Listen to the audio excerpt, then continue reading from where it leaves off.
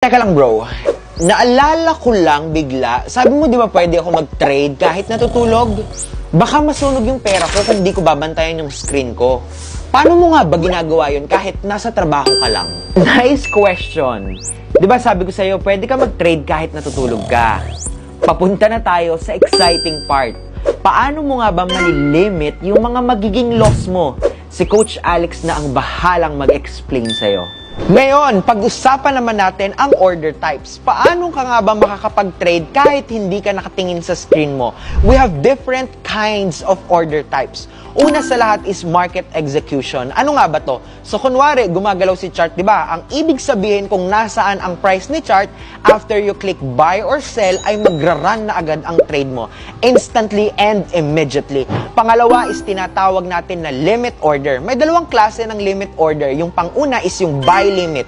So, paano nga ba gumagana si buy limit? Ganito, imagine mo lang na parang iPhone yan. Halimbawa, ang iPhone ay nasa 100,000 ngayon. Hintayin mo muna magkaroon ng discount ito at maging 50K bago ka mag-position ng buy mo.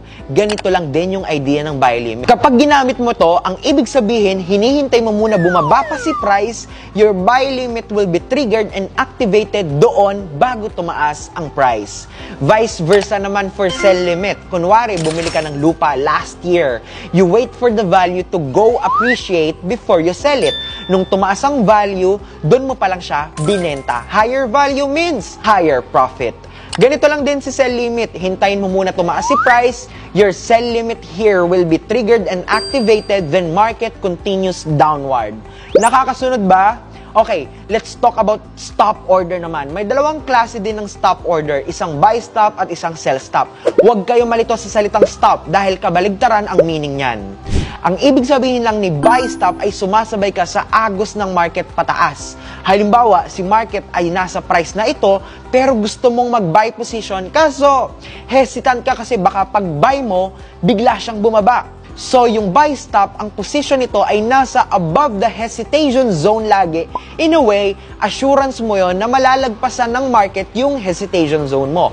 Pag nalagpasan, kasama ka na sa paglipad ng market dahil may nakaabang kang position sa tuktok. While ang sell stop naman ay kabaligtaran naman, nag-aabang ka naman ng selling position dito sa ilalim. Ang hesitation mo, baka tumaas si market kapag nag-sell ka. So through sell stop, makakasabay ka sa pagbaon ni market sa ilalim kasi may nakaabang kang position sa ilalim pa lang. In summary, ang market execution ay instant at immediate entry kung gusto mo na mag-trade sa current price. Ang pending limit order ay para sa bouncing ng price while ang pending stop order